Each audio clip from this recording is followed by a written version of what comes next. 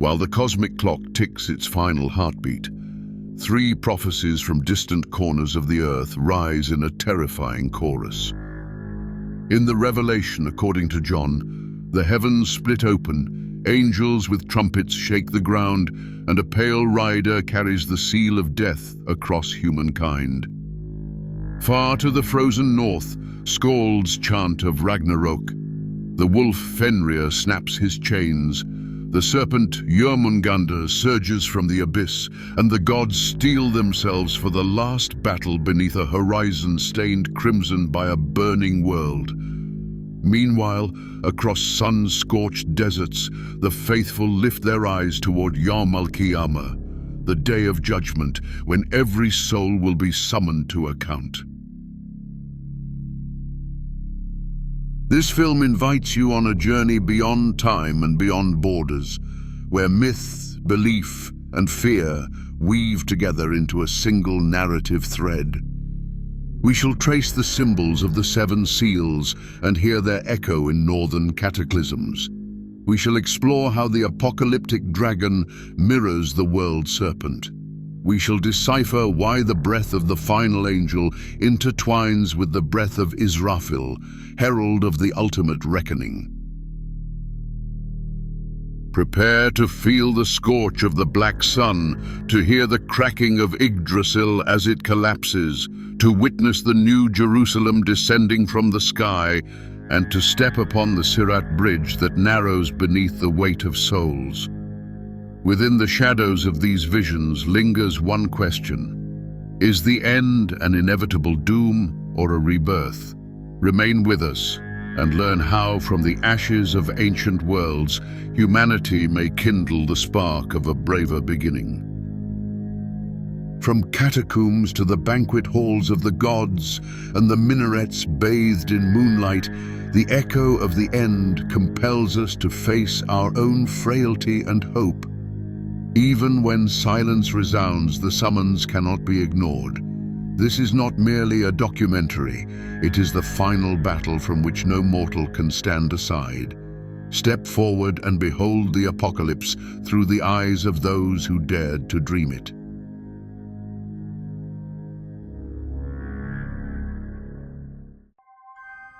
The moment the curtain of eternity is drawn aside, the profound blast of an unseen horn reverberates across the vast expanse of the heavens, and the clouds fracture beneath the weight of a light blazing like live coal.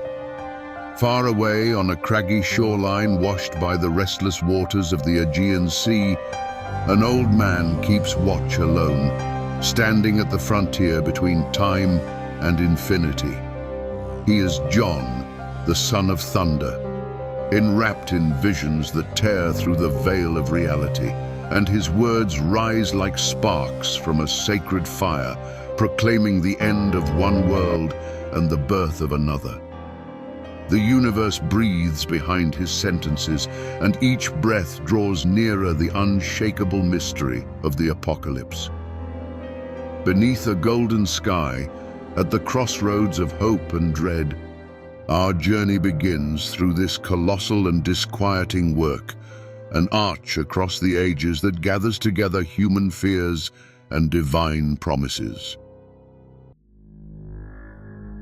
From the very first tremor of the tale, the rays of the sun burn in a blood-red glow, and the earth seems to tremble at the summons of a force that knows no limits. A cascade of images swells in scope, stars falling like burning torches, winds colliding with cliffs beyond the horizon, invisible bells announcing the opening of the heavens.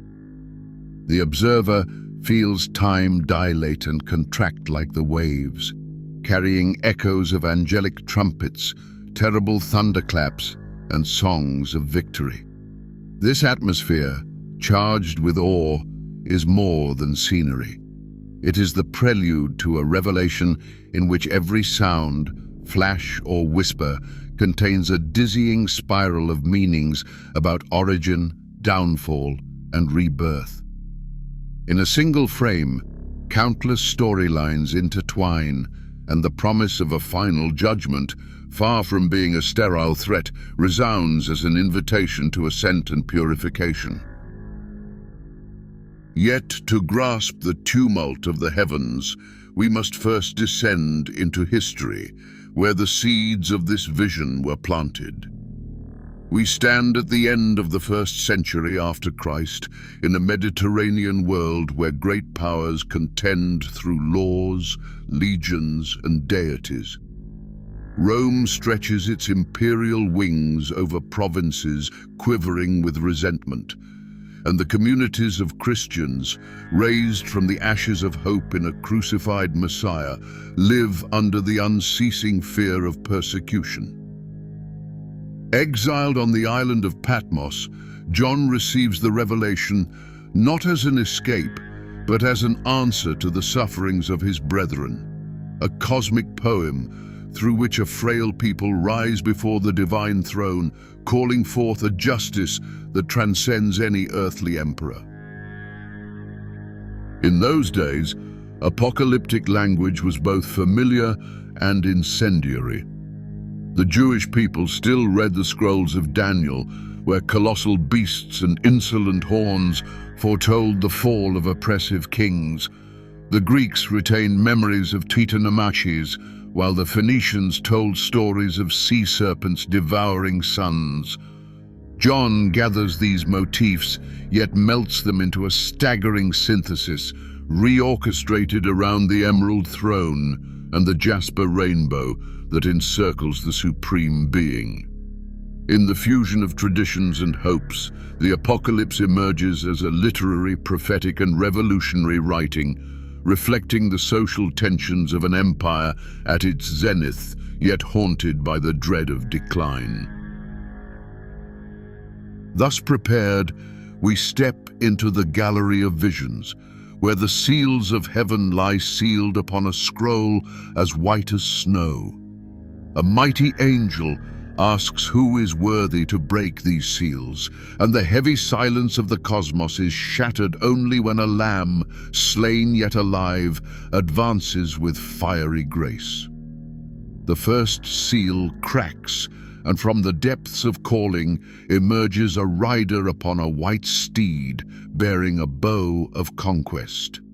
Yet his peace is deceitful, for triumph gained too swiftly often turns into tyranny. Multitudes feel the fascination of absolute power, and the echo of weapons drowns the humble voices of justice. The second seal falls, and the altar of destiny releases a rider wielding a sword as red as a blaze.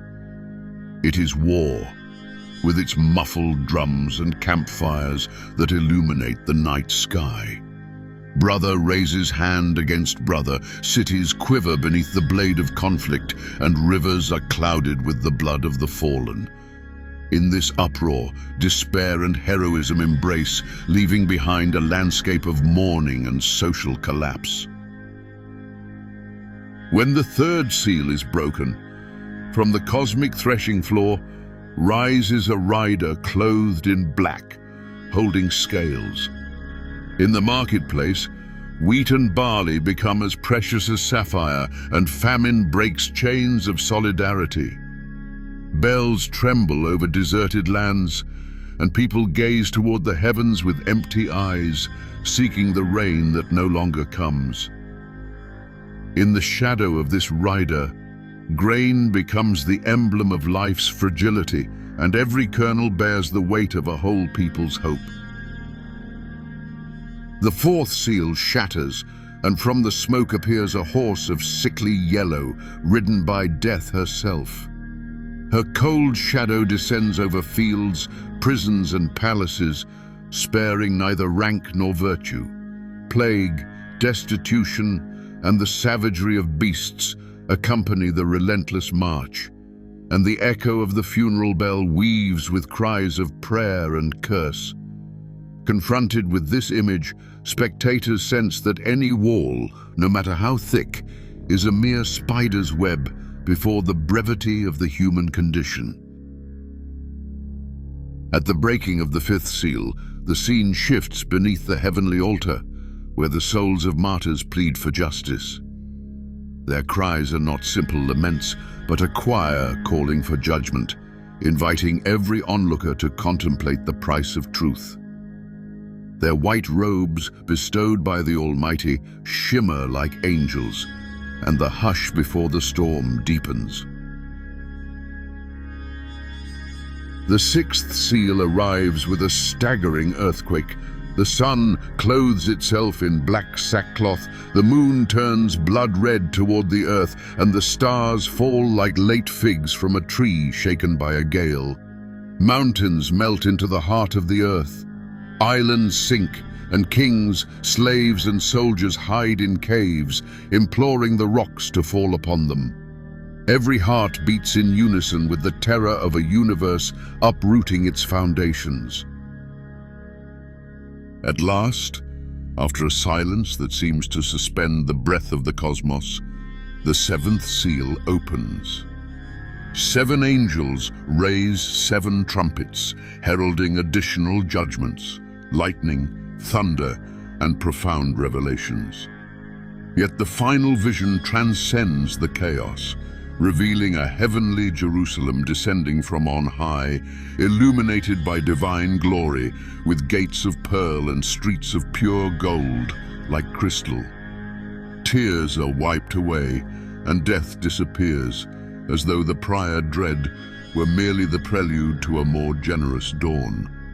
In waves of song, the renewed earth breathes again, and the promise of an eternal covenant brightens every countenance. Beyond the dramatic unfolding, the apocalypse is suffused with symbols that function as distorting mirrors, reflecting the moral obsessions of each generation. The riders are not simple, fantastic figures. They embody pride, violence, poverty, and mortality.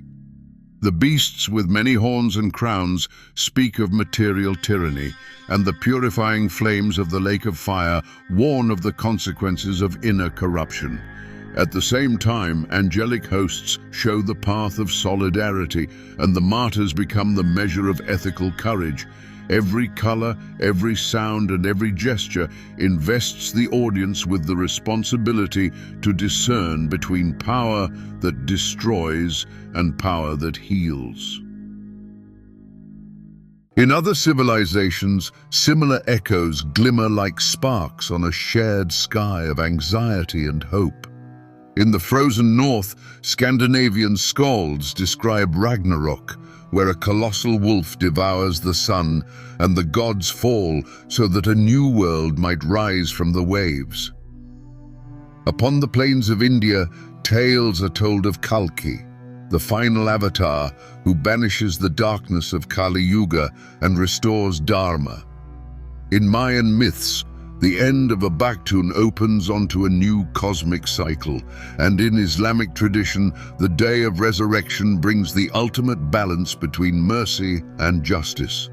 Each vision colors the same canvas of ending with its own hues, yet the red thread remains the human need to give meaning to loss and to believe in rebirth after ruin. When the narrative flows into the present, the impact of the apocalypse is visible everywhere beyond the walls of sanctuaries. Renaissance painters such as Albrecht Dürer engrave the scenes of the seals with deep lines, turning parchment into the flash of a fevered dream. Writers from the 19th century to our contemporaries rewrite the theme of the end in novels, graphic novellas, and cinematic scripts. Directors employ images of desolate cities or rent skies to explore atomic fear or ecological dilemmas. In video games, players traverse apocalyptic fields strewn with shattered monoliths, carrying at each step the echo of John's narrative, even when the weapons are modern and the enemies, formed of pixels, adopt multicolored forms. Scientists, when speaking of mass extinctions or cosmological scenarios, often resort to apocalyptic language to convey to the broader public the gravity of their discoveries. Thus the ancient vision continues to pulse, reconfigured in every epoch according to its own anxieties. Neither are scholarly voices absent. Theologians, historians, and sociologists, weaving hermeneutics and anthropology, reflect upon the meaning of these images. Are they a political warning, an expression of collective trauma, a perennial prophecy, or perhaps a myth intended to ennoble suffering with narrative value? The contemporary spectator listens to these debates as to a polyphonic choir in which each voice adds a note of gravity or hope. In universities, seminaries, or at the edge of the digital forum, the apocalypse retains its magnetism, inviting reflection upon the planet's fragility and the ethics of progress. Yet beyond the refinement of analysis remains the unassailable force of story. When the lights go out and the last ribbon of smoke hovering above ruins dissipates, the eye of the mind still beholds the radiant city, a symbol of destiny that surpasses death. In the final vibration of the heavenly trumpets is hidden a promise that cynicism cannot conquer. It is the summons to moral vigilance, to solidarity, and to hope. If war, famine, and death may dwell in the human heart, there too may sprout the living wing of love that triumphs over time. Thus, our journey through seal, cataclysm, and triumph draws near its conclusion.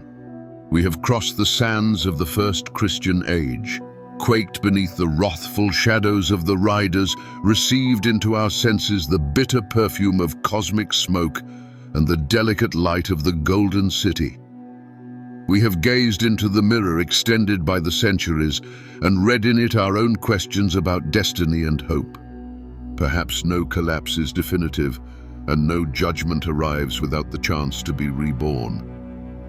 From ashes there always rises a spark, and from that spark, a daring song of the future. For that reason, when the imaginary closing credits rise, the vibration of a thought remains.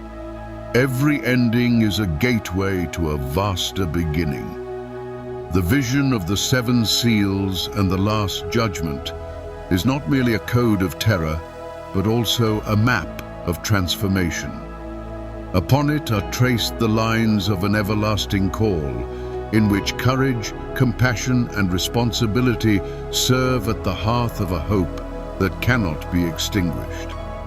Viewers, halted for a moment in the whirlwind of daily life, are invited to step beyond fear, to embrace wonder, and to ponder their own inner apocalypse, the end of the blind ego, the birth of lucid solidarity, new roads among the ruins of old certainties. Thus the circle closes, and with it a question opens. If at the edge of time there is a song of gold, and if after every collapse a banner of light still flutters, what do we choose today to preserve, and what do we consign to the purifying fire?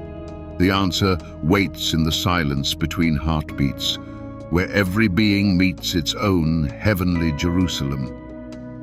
In the web of that silence hides, perhaps, the true secret of the apocalypse, not the end of the world, but the endless beginning of renewal.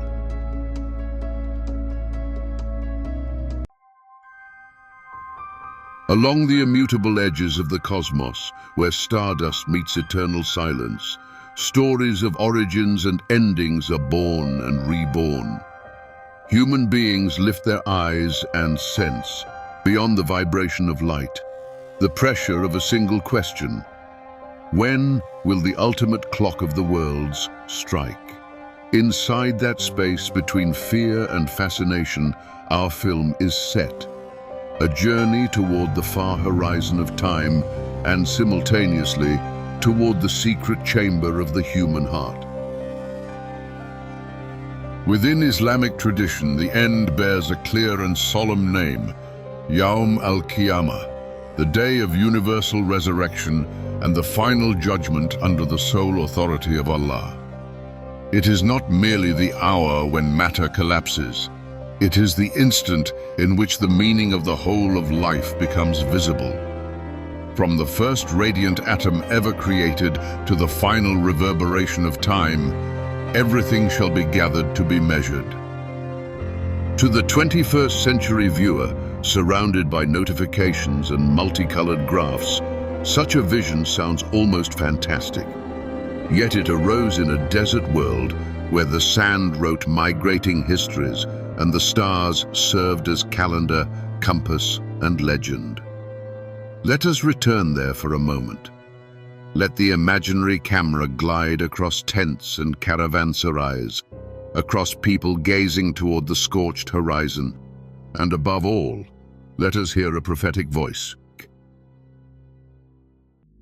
In the 7th century, in Mecca, the Prophet Muhammad, may the peace and blessings of Allah be upon him, recited verses that opened books of the future. Among them, the images of judgment were vivid. Mountains would be pulverized, seas would boil, and humanity would stand in ranks awaiting the verdict of the Creator. For a tribal society, the idea that power and status would not tilt the final balance was nothing short of revolutionary. The Quran mentions in dozens of passages the day on which the stars will scatter and the earth will confess its secrets. Verses swear by the dawn that splits the darkness and by the clouds that bring rain that no deed, however small, shall be forgotten. These images rooted in souls the conviction that the seemingly firm order of reality can, in an instant, become a river of fire and light. Why, then, did this vision take hold so deeply? The answer lies in the tensions of the moment. The Arabian Peninsula felt the pressure of neighboring empires. Drought altered caravan routes, and ancient beliefs no longer offered a complete response. Prophecy revealed a hidden meaning to suffering and showed that history is not a blind succession, but a strand within a just design. As Islam crossed deserts, seas, and mountain ranges, scholars in Damascus, Baghdad, and Cordoba placed the signs of judgment on metaphysical maps. They commented on hidden clocks, counted years and eclipses, and debated whether the appearance of a meteor was a minor sign or a mere natural tremor. Through manuscripts copied upon parchment, the idea spread that linear human time actually flows between two trumpet blasts. The minor signs that raise the curtain are many and subtle. Tradition says that time will feel shorter, that the intoxication of luxury will make hearts forget prayer, that senseless killings will become frequent, and that people will compete in constructing ever taller buildings that seem to bite the clouds. This portrait of an accelerated present provokes a shiver, for the viewer recognizes in it his or her own era. Other minor signs speak of unsuitable music echoing everywhere, of children governing their parents, or of shepherds rising to rule from palaces of crystal. Each image has a social root: vertical cities, inverted hierarchies, the globalization of pleasure. It is not solely prophecy. It is a keen analysis of the heart's tendency toward excess. When the minor sequence is fulfilled, the first major sign appears: a just leader, Al-Mahdi, who brings peace and distributes wealth until nobody can find a poor person to whom to offer alms. He repairs broken ties, yet his reign is but a prelude to the storm. That storm bears a terrifying name: Dajjal, the great deceiver. He is depicted as a man with one living eye, bearing upon his brow the mark of unbelief. His false marvels will mislead multitudes. He shall command the sky to rain, and it will rain. He shall order the earth to yield, and it will yield, but all will be illusion. In the Islamic narrative, Dajjal represents not merely an individual, but the magnetism of imposture promising humanity an immediate paradise on earth. To break the enchantment, Isa, son of Mary, descends from the heavens. He brings no new faith. Rather, he confirms the message of divine unity, and according to the reports, he slays Dajjal at a place called the Eastern Gate.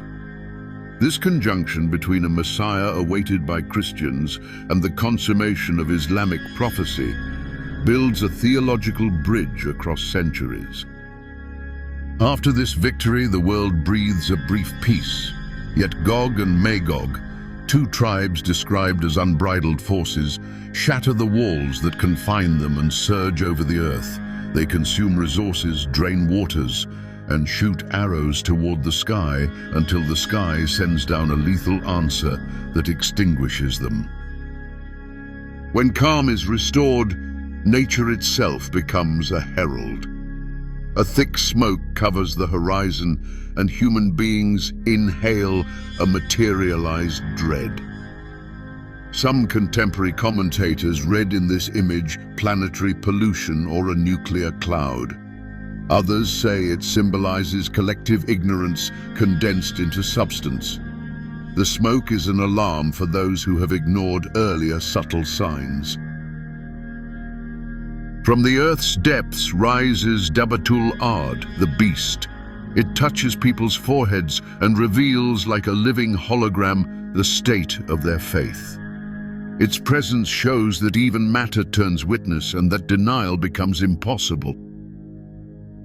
The most unsettling astronomical sign follows. The sun rises in the west. Moral and physical axes reverse. The gate of repentance, traditions tell us, closes with this event. Whoever has not believed up to that point will no longer regain the lost time. At last, a fire bursts from the south of the Arabian Peninsula and drives all souls toward the plain of judgment. No geographic refuge remains. It is the moment when distances, passions, and titles dissolve before a single destination. The trumpet of the angel sounds twice. The first time, every living thing ceases. The universe becomes compact silence. After a pause known only to the Creator, the second blast clothes bones with flesh, lifts eyelids, awakens memory. Angels unfold ledgers, deeds traced upon strands of gold or of lead. Before the throne, perfectly calibrated scales will weigh not only action, but also intention. The image is not meant to terrify, but to awaken. Compressed time announces the need to cherish each instant. Towers biting the sky symbolize technological hubris.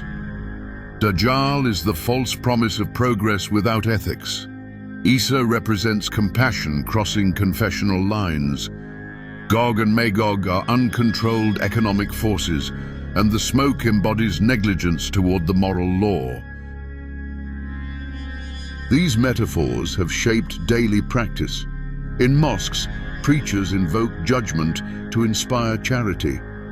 Caliphs and sultans founded philanthropic institutions, knowing that a single dinar given might weigh more than a palace gained through cruelty.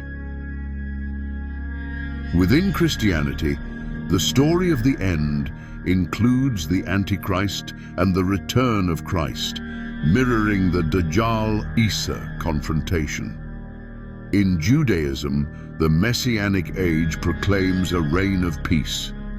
Though details differ, every tradition describes a moral crisis followed by perfect justice. Comparative studies push further, aligning Islam with Zoroastrian mythology, in which molten metal purifies the planet, and with Hindu cycles in which destruction by fire prepares rebirth. Even the Scandinavian legend of Ragnarok leaves behind a green shoot. The common thread is the conviction that between an ending and a new beginning, there exists a bridge of fire and truth. In modern times, Yawm al-Qiyāmah has entered comic books, independent films, and video games. Producers in the Levant film the crimson sky of the smoke, Science fiction writers recast Dajjal as a global algorithm. Gamers cross the Sirat Bridge in a virtual reality level. Media scholars analyze how game studios employ Oriental motifs, shattered domes, golden calligraphy, echoes of the call to prayer to suggest the end of days. The debate is intense. Is this a form of appreciation or merely digital exoticism? On social platforms, hashtags devoted to the final signs gather millions of views. Videos of red storms are compared with the Dukhan, and photographs of clear sky after wildfires become symbols of rebirth. Behind the screens, fear and hope interweave exactly as they once did beneath desert tents. Social scientists use the idea of an eschatological horizon to explain ecological movements or protests against corruption. When people believe time is shortening, they tend to demand justice more urgently, plant trees more swiftly, forgive more readily. In daily ritual, the echo of the end resounds, even in the greeting formula, "Peace be upon you, and the mercy and blessing of Allah." It reminds the listener that, at judgment, peace will not be a mere courtesy, but the most coveted verdict. Popular literature from South Asia has transformed the scale into a recurring character, the old man who weighs shadows. In folk tales, he gathers laborers' shadows and measures them in a bronze cup. If the shadow outweighs the body, the person harbors guilty intentions. The tale perfectly reproduces the notion that intention weighs as heavily as deed.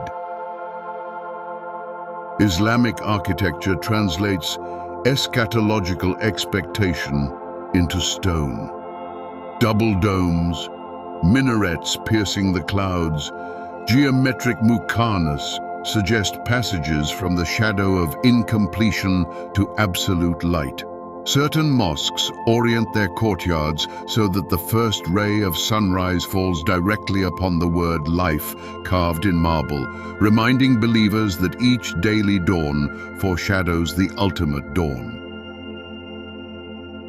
In medieval jurisprudence, thinkers linked commercial rules to the Day of Judgment.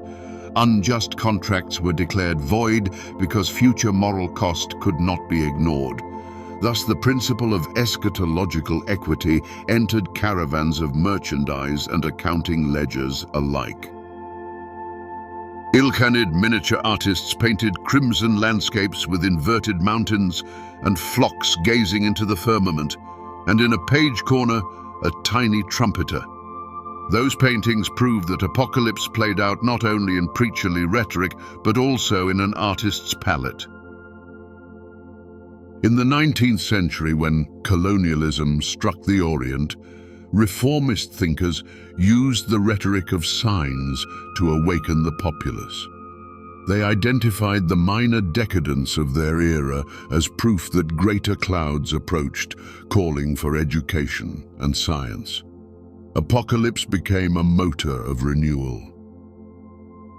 In the 21st century, films about asteroid collisions or supervolcanoes provoke reactions on Muslim forums. Parallels are drawn between these images and traditional signs, and the place of the trumpet is debated in a world of satellites. Psychologists label the phenomenon eschatological vigilance. Research shows that individuals convinced of a just ending are more likely to volunteer and to adopt sober lifestyles. Fatalism appears, yet only in small measure. The dominant ethos is moral optimism. Linguists note that constant preaching about the future has shaped Arabic and Persian grammar, generating phrases heavy with anticipation. Each sentence sets, like a bowstring, the tension between present and that absolute tomorrow. Contemporary Muslim astronomers, from observatories in Morocco to telescopes in Malaysia, watch the sun with attention surpassing scientific curiosity. They calculate every anomaly in solar motion, keeping watch for the reversed sunrise, a bridge between physics and faith.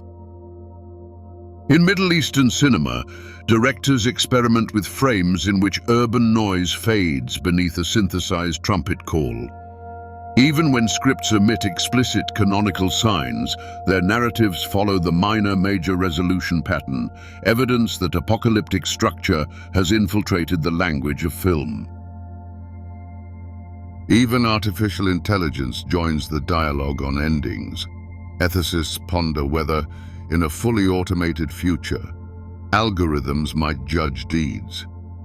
The prevailing answer is negative and reaffirms what Yawm al-Qiyāmah has proclaimed for centuries. Ultimate responsibility cannot be delegated. We pause, finally, beneath the quiet sky of evening. Distant stars burn, reminders of the first creation. Perhaps the trumpet will not sound for another 1,000 years. Perhaps it will tremble tomorrow. What matters is that the thread of the story urges vigilance and the beauty of a clear heart. If any moment may be the last, then every moment may be the beginning of infinite good. Now, at the close of our film, the sky has not yet cracked, the trumpet has not yet called, yet its imagined echo resounds in our temples. Look at the light coming through the window. Listen to your breathing. Examine your intentions. If we have succeeded in awakening not only fear, but also a hunger for justice, then our path has achieved its purpose. For upon the threshold of judgment, a truth is illuminated. The ending is the page upon which the everlasting beginning is written.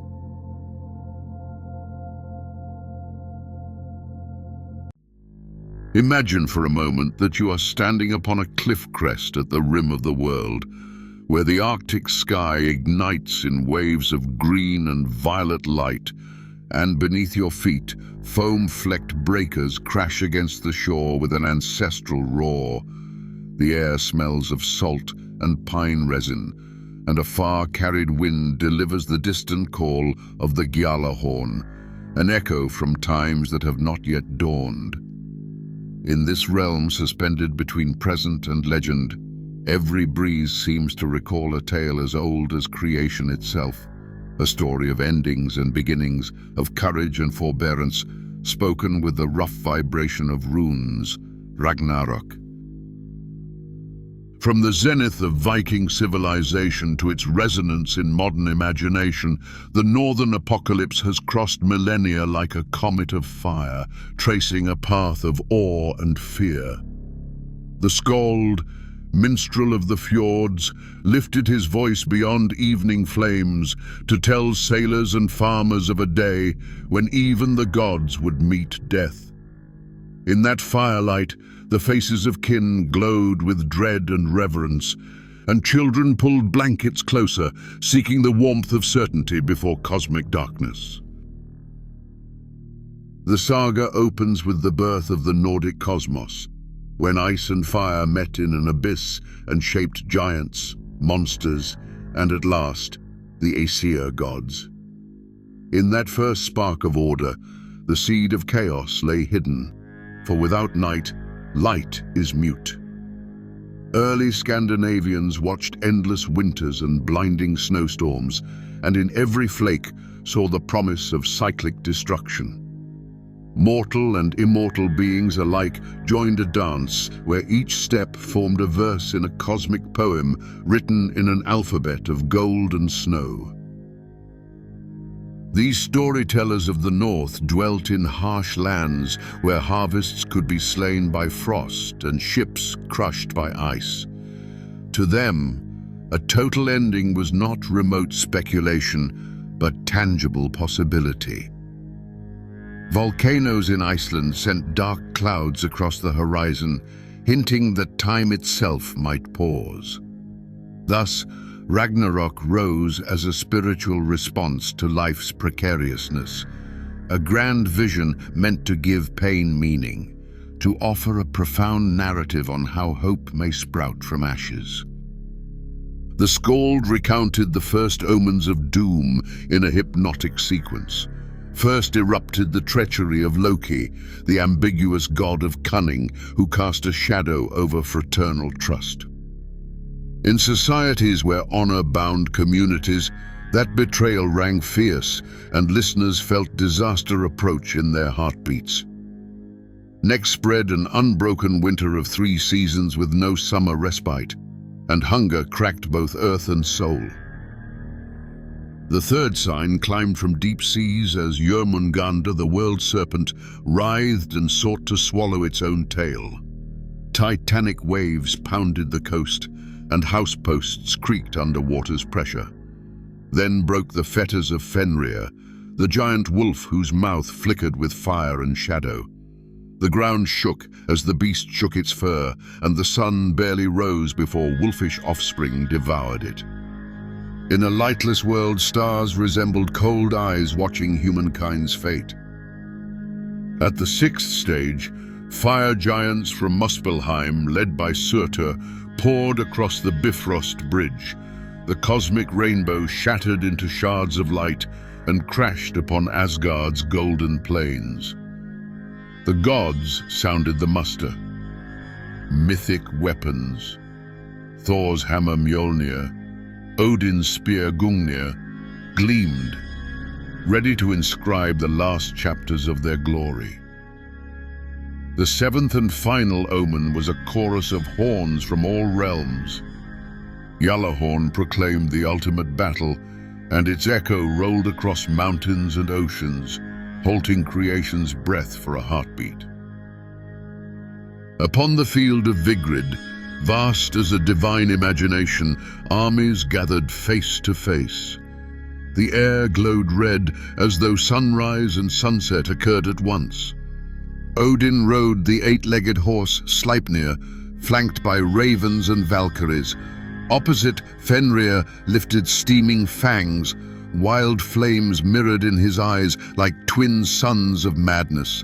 Between them, humans and monsters, fallen heroes and perilous beings, awaited the unseen gong that would shatter ages of silence.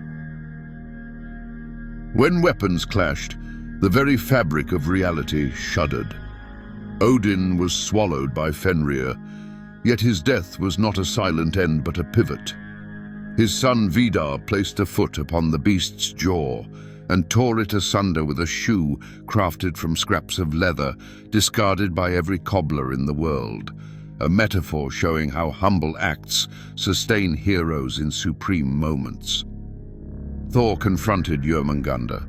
After the hammer crushed the serpent's scales, its venom mingled with the air, and the thunderer collapsed to earth after 9 giant strides. Loki and Heimdall, adversaries linked by fate, dealt each other fatal blows, underscoring the theme of balance. Neither light nor darkness can exist alone. In the final moments, Surtur raised his incandescent sword and sliced the vault of heaven. The skies split into a vast wound that poured primordial magma, and the world tree's roots burned. Mountains melted, rivers boiled, and the air turned to scalding steam. Up and down dissolved, leaving only a seething sphere of despair and simultaneous hope. When flames seemed to consume every creature, calm descended like a damp cloth upon embers.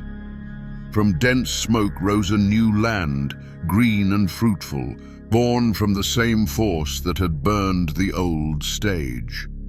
A young sun climbed the sky, daughter to the devoured star. In this light, 2 simple people, Lif and Lifthrasir, emerged from their refuge, Hodmimis Holt. They beheld a clear heaven, their eyes reflecting dreams of renewal. With tentative steps, they sowed grains in the smoking soil, turning ruin into farmland. Balder, god of light and innocence, returned from shadows and gazed across the expanse, seeing that beauty had been preserved in many ways. Beside his brother Hoder, He repaired the shattered temple, raising a new hall of judgment where the faults of the old world could be confessed without fear. Thus the myth validates not only the brutality of destruction, but also the strength of reconciliation and forgiveness. In the hymn of rebirth resounds the ancient maxim that no night is so long it can bar a dawn. The saga's symbolism forms an alphabet carved upon the soul's bones. Wolves devouring sun and moon represent the cyclical death of hope and reason, while the rise of a new sun shows the continuity of collective consciousness. The ocean serpent is more than fear of waves. It embodies anxiety before what cannot be charted. Fenrir, the catastrophe unleashed by greed and resentment, reminds us that undisciplined rage consumes even its summoner. Surtur's flaming sword embodies fire's ambivalence. It burns, yet tempers the iron that builds bridges. Every destructive force hides the embryo of creation, and Norse thought sees in this not contradiction, but hidden harmony. The shattered Bifrost, strewn in colored fragments, reveals the fragility of links between worlds, and warns that any construction, material or moral, demands communal care to endure history's tremors. The myth's ethical message shines through centuries. If gods, in their full might, accept the end with uplifted brows, then mortals can face finitude without despair. Heroism lies not only in victory, but in standing upright before the inevitable. Viking communities raised children not solely to wield weapons, but also to master poetry, for verse teaches the art of taming time. Parallel to the Nordic tale, other cultures envisioned grand finales. In Mesopotamia, the deity Enlil sent a deluge upon clamorous humans, and Atrahasis built an ark, as Lif and Lifthrasir sheltered in sacred wood. Zoroastrians speak of Frashokareti, when the world shall pass through purifying fire like Surtur's flames burning away dross. Christianity, in the Book of Revelation, foresees a new heaven and earth after Armageddon, where forces of light and darkness clash under divine gaze. Asian myths offer similar echoes. In Hinduism, the cycle of Kali Yuga promises universal renewal after a final war led by the avatar Kalki, recalling Balder's return. Maya tradition teaches that the close of an era heralds a cosmic beginning. Thus, Ragnarok belongs to a global symphony of fertile endings. Its uniqueness lies in its shade of courage. Gods fight knowing they will lose, yet accept sacrifice as the cost of renewal. The epic's echo reverberates in modern culture. In literature, Thomas Stearns Eliot wrote of a world ending not with a bang, but with a whimper, reflecting an internalized Nordic apocalypse. John Ronald Reuel Tolkien, deeply influenced by the Eddas, crafted his own final catastrophe in Middle-earth, yet left space for restoration. Contemporary comics place the god Thor and his sister Hela in cinematic battles that present younger generations the essence of struggle between power and destiny. Video games, from role-playing quests to epic adventures, employ runic design and frozen landscapes to simulate the thrill of facing fate. Modern symphonic music, from North American composers to Scandinavian orchestras, introduces motifs inspired by the Gjallarhorn, and audience applause confirms our fascination with the same abyss our ancestors contemplated, now experienced through headsets and glowing screens.